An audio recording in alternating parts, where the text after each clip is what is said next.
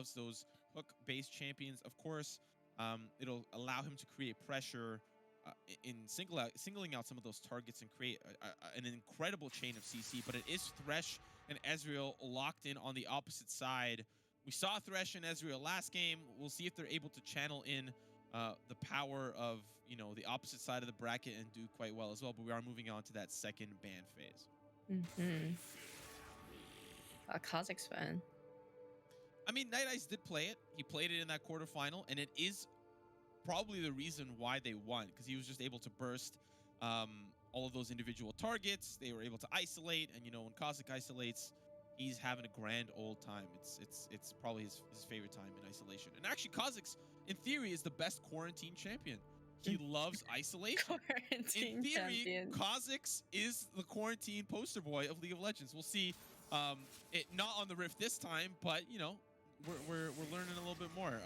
Kazakh's and Warwick taken away. I'm not quite sure what has happened for the side of CSUDH. They, I think, missed a ban or something. I'm not quite sure, but let's see if they lock in that second ban pick. Seeing what they ban for maybe jungle or top. Yeah, that might be kind of the next rotation. They have pinched that mid lane pool already. Sorry, not pinched, but they've already picked it up. So now top and jungle, kind of the remaining pool to choose from. Trundle going to be picked up here. Again, he's just power farming until he's at a point where he can really start to duel and to tango, really post 6 where he's able to steal some of those stats with Subjugate. They will be locked in. We'll see what they answer back. It does look like Night Ice, if he plays Kazakh's, he's going to want to play something aggressive. I don't, we talk about spicy picks. I think a Kayn here would be quite interesting. Don't really see a whole lot of Kayn, but I think it can work. Very spicy for sure. Yeah, I think that's a little spicy. It's a little solo queue, a little flavor. We'll see if it's picked up. I don't think it will be, but one can dream. One can dream. Yeah. CSUDH actually has a kind of a scary team fight. Oh yeah. Here going on. And a great split push. And then you have Zillion. Where are these Zillions coming from? You've got this beautiful draft. You could pick okay, Galio, I like that. I really, really do like that. They were able to play the Galio to great effect in their quarterfinal match.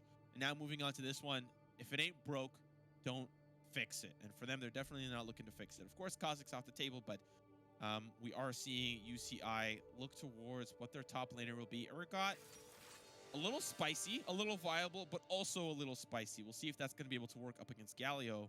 Up against Jax. I'm still wondering where that Galio is going to go. It's Jax, jungle, Galio, top. There we go. That makes a little bit more sense. Yeah. Now with our teams locked in, they're ready to go. They are going to be loading up onto the Rift, as we will obviously have a 3-minute delay for competitive integrity, despite a lot of these players having a little bit of fun. We are all about the competitive integrity. So for the IMT University Showdown, we are going to have that 3-minute delay come through. A little bit standard when it comes to custom lobbies. But now that we see both these compositions come to fruition, let's start with the left side. We've got Galio, Jax, Orianna, Misfortune, and Nautilus. You talked a little bit about that team fight, but are there any other win conditions that they could play through? Or is it just team fight? It's just team fight. Well, they do have Jax for split push, but I think ideally they want to be able to team fight more. Just with their champions, it just seems more ideal. Yeah.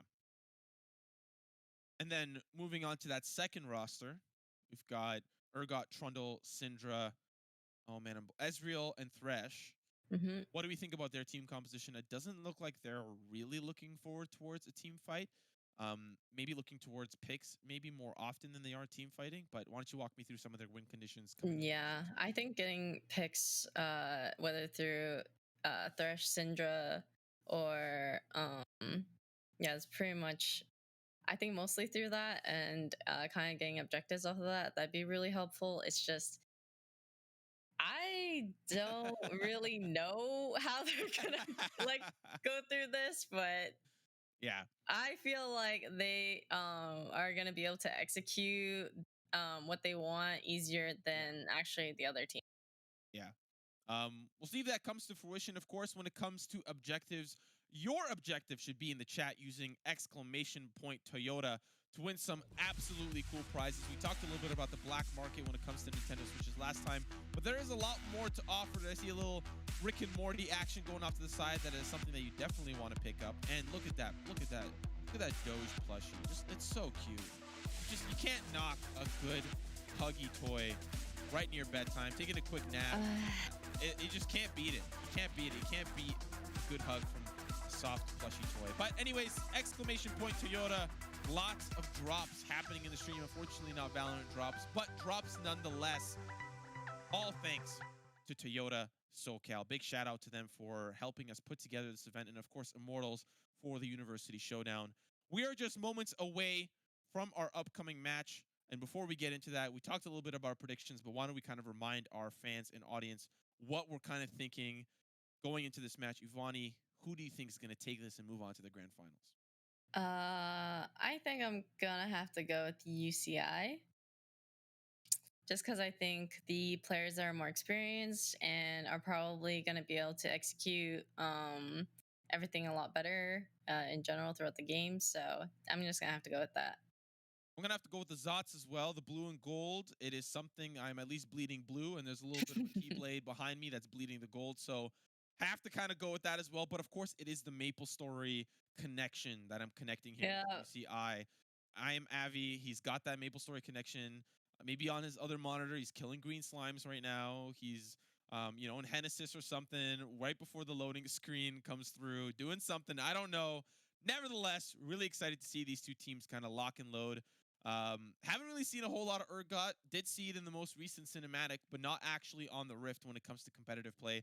Do you think that that's going to be a problem in the top lane, or is it something that is just kind of funky and we're going to just kind of have to wait and see? No, I think Urgot should do fine top against Galio. I don't think that's going to be a problem.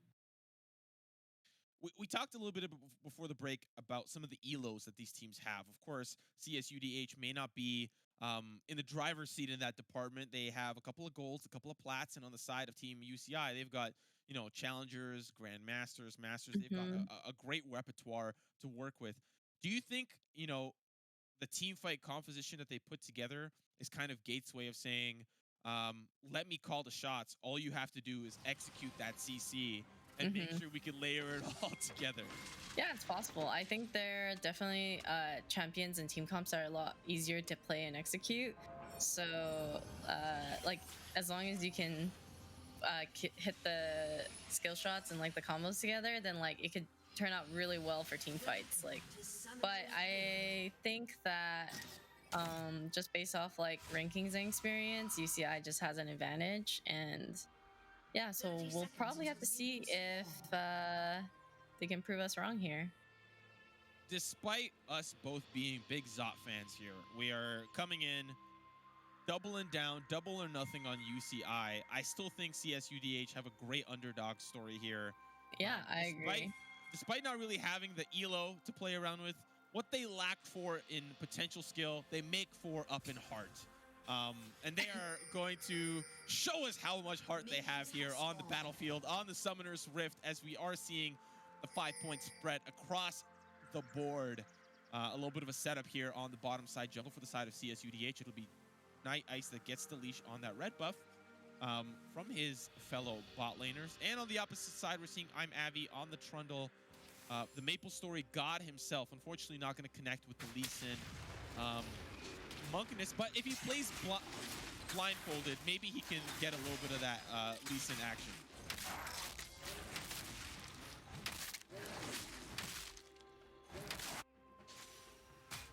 Galio, what a very interesting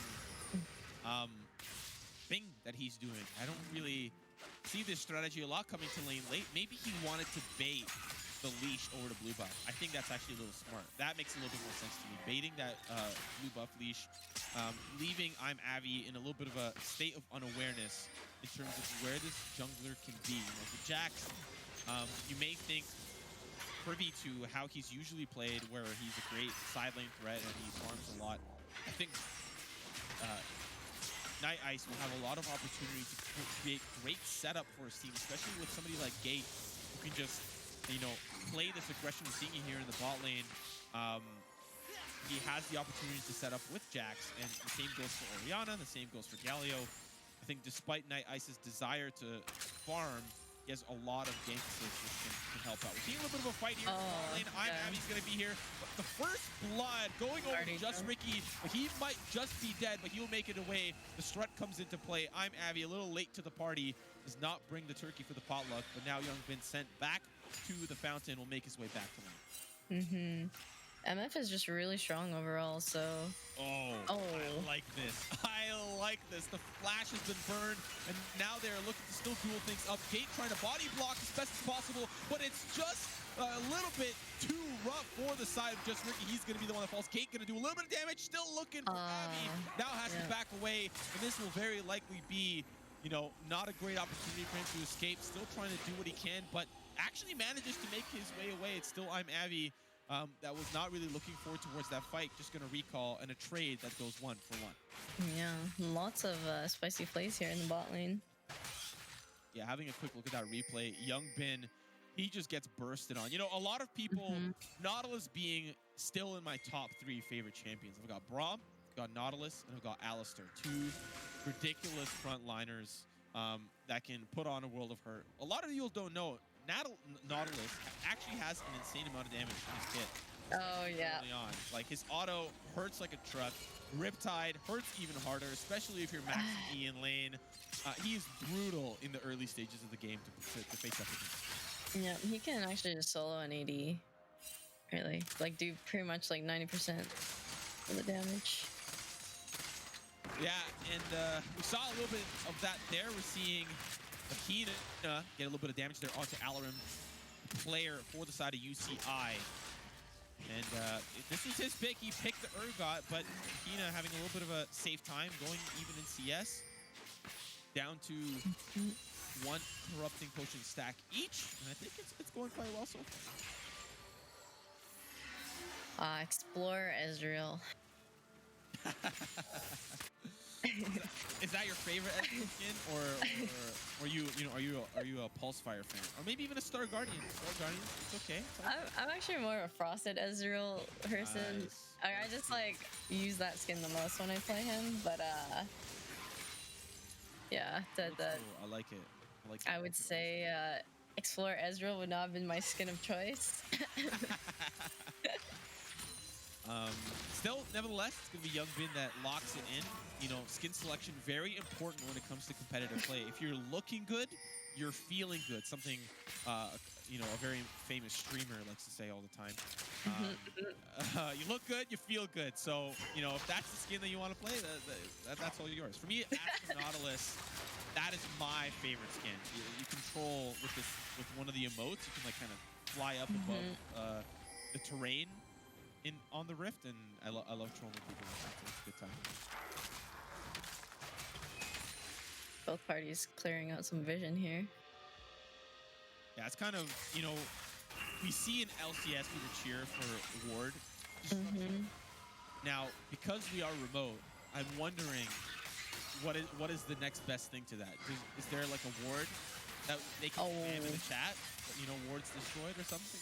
I'm looking to try to get something going, but I don't think I'm popping enough to get that rolling just yet. Nevertheless, looking towards this bot side, it is still Gate trying to get an opportunity for just Ricky to maybe just get a kill. He's got one so far. Unfortunately, fell over to I'm Abby earlier on in that engage, but a big wave stack against him means that they need to kind of hug that turret. They can actually keep the wave here. It's not a bad spot. I'm Abby looking towards mid lane. This may be an opportunity for him to push in, but it's still a lot of damage coming out from the side of Desecration or Desecraton. Whatever he prefers. Nevertheless, beautiful denial of that lantern. Gate showing off his prowess. He's falling dangerously low. Knight going to take away. That's going to be I'm Abby. He's going to join the fray down below. Kim down. Be the one that takes that kill. Just Ricky looking for a kill through the chaos, but unfortunately the chaos will find him as he's sent back to the fountain. Abby should also be able to do dragon here. Yeah. After getting both kills bot. And bot lane can reset. Yeah. 5 kills up, UCI so far in the driver's seat, and they've got a cement brick on the pedal. This early game has been going their way left, right, and center. Now, Ivani, we like to do our best cosplay impressions here on the stream. If you were to put yourself into Gate's shoes, what would you do? If you're Gate right now, how do you corral the team? Well, okay, let's put that on pause for one quick second as Alarum just solos Night Ice near the Krugs. But back to the point, what does Gate do up against such a stacked roster? How does he win? You know, especially now since the early game's not really going in his favor. Might be a bit hard. He could look for a roam mid or even a roam top, but Syndra still has flash, Ezreal's flash, Thresh's flash. It's gonna be hard for him to be able to do it on the map. Oh no, yeah. Oh, the cleanse. He's just trying to survive. Ryan, oh, very, very difficult position for him. He's got a big mountain to climb, and I don't think Bear Grylls is anywhere near around to help him out. Desecraton, he's going to be having so much power here in the mid lane. You're seeing an engaged breakout in the river. The fruit's been taken. Alarin will be the one that gobbles it all up. Night Ice now on the retreat. Vahina, he's going to try to provide the CC to layer things down, but it's Abby that'll come out on top now. Now he's going to try to escape. That ultimate will come through, but it's still not enough to escape the taunt as well. He will somehow survive that damage. Smite will come through. Abby will secure that kill. And, you know, I almost thought he was about to get out. I was rooting for him. He was the train that could, just chugging along. The coal in the engine, unfortunately, could not make it out. Now they will secure Rift Herald as a result. Yeah, they've gone so much here.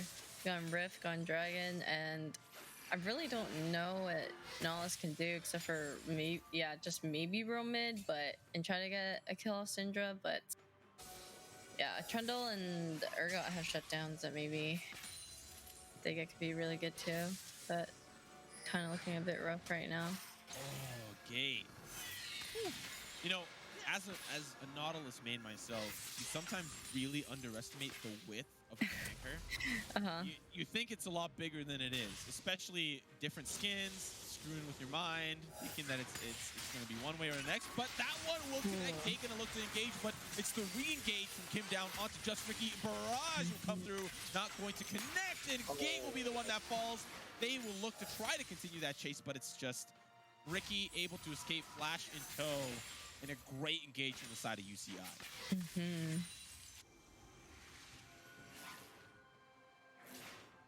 Yeah, looks like they might be able to get. Oh, there's a replay.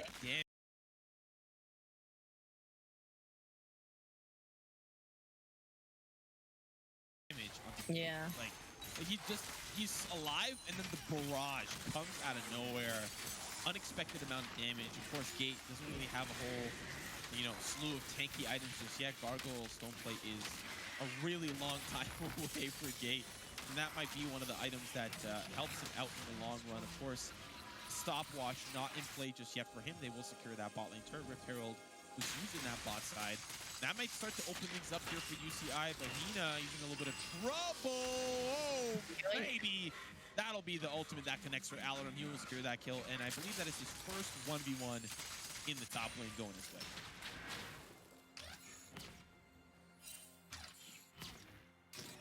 Yeah, there's not a whole lot that anyone can do here except for just try to farm up.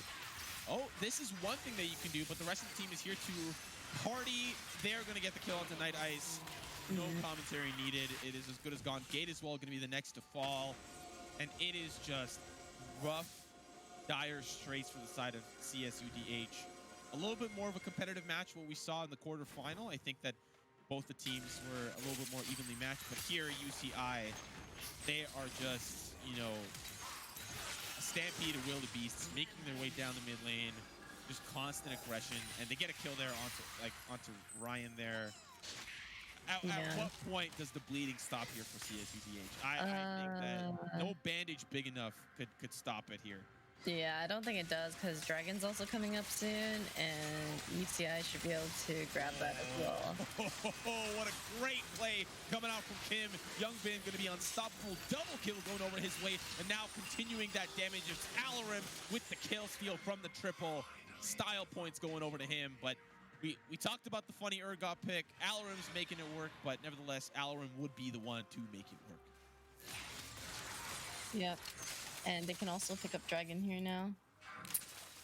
Replay here, Kim. Look at that hook. Like they just, he was 1v1 by just Ricky, but manages to escape because the fight breaks out near the entrance to the red side jungle. Now it is Dragon that goes their way. It's their second Dragon. Let's see what. Oh, and it's Infernal Soul. Oh no, this is just. Oh no, you hate to see it. You know, like imagine a scenario. Okay, it's 116, right, Ivani? It's 116, 15 kill differential. Even if CSUDH were able to come back, just somehow, some way, let's imagine a world where they do come back. Okay, for 1 second, they're down 10k gold right now, but they even out that gold. They hold on. Their team fight comp works. You're up against an Infernal Soul. We're not there yet, but that is probably the worst things that you could possibly see when you are losing and the other team has 2 Drakes. Yeah, it's not a fun time either way for any, like, just,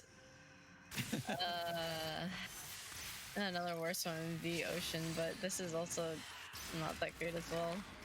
That ultimate was used to keep Ryan alive. That is...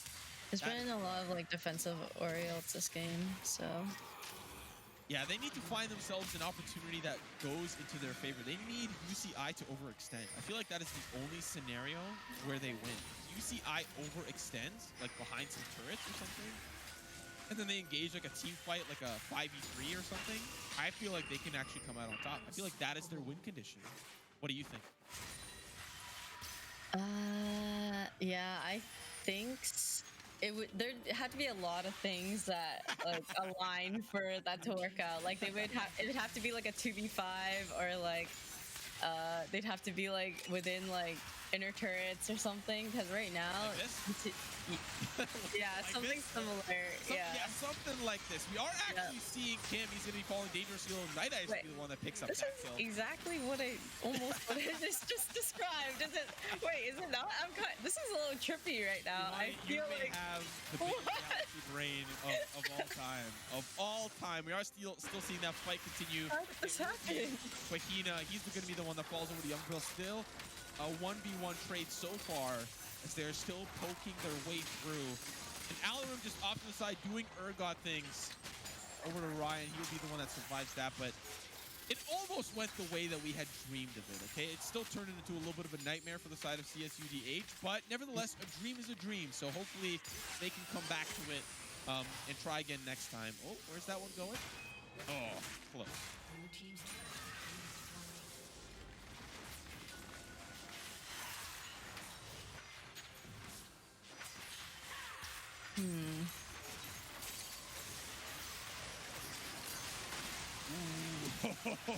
They are almost able to get that kill, but it's still the turnaround that goes over to the side of UCI.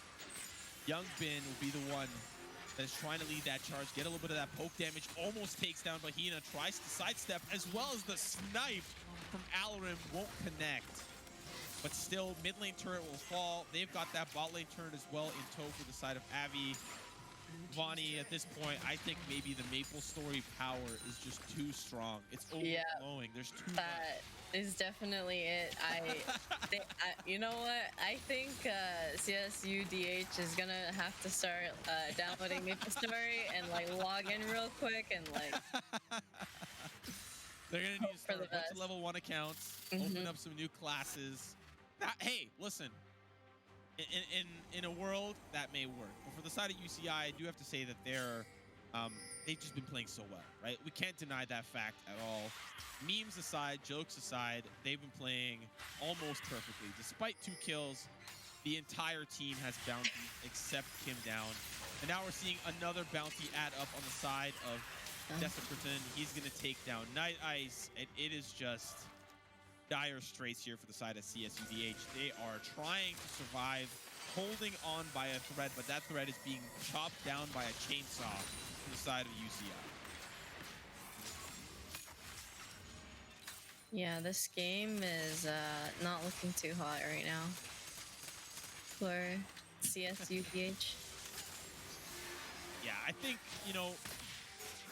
we obviously have seen this game already unfold. Very difficult scenario for them to kind of evacuate gate. Going to be trying to lead that charge. And engagement breaks out. Young they're trying to get that damage down, but they don't have enough. As now the re-engage comes in from UCI. It's Kim down, trying to get some of that CC. Alarin with the snipe, not going to connect on Ryan. As it's still that wave after wave pushed in from the side of UCI. They've got the mana, they've got the health bars, but I don't really think they have what it takes to take down that turret, as CSUDH is back away to that fountain. Both the TP and the Rift Herald, now they have that power. They can definitely break open that base.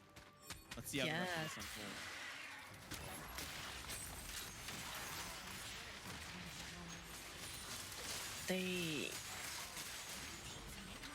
They might be able to end off of this. Wait, will we see the Rift Herald dance? Oh, it's getting close. 200 HP. The Rift Herald might survive. It will be King that takes it down, and now the rest of the team's going to start that push in. Abby leading that charge. Alarim as well is just great micromanagement from that Lantern. Ryan falls dangerously low. He'll be pushed off to that back line as now the fight still continues. Kim will find 1 kill here, putting him at 2 on the board. Still, that turret remains, and they are looking vigilant, looking to take down that turret. Still, it is just Ricky looking for that damage. Has to flash out of the way. Kim down will take another one. He's just on a killing spree, as Alarin will find 2 through the chaos. And now the Nexus will be the next to fall. UCI will be the one to move on in the IMT University Showdown. Couple of exit kills for the side of UCI, a little bit of style points, but it's Kim down, and Desperton will be the last ones that remain. And a great victory coming out of them. I think CSUDH put their best foot forward. Unfortunately, that foot did not include any Maple Story whatsoever. But they tried. And at the end of the day, this showdown is all about fun, all about having a good time, and I think they came to do just that.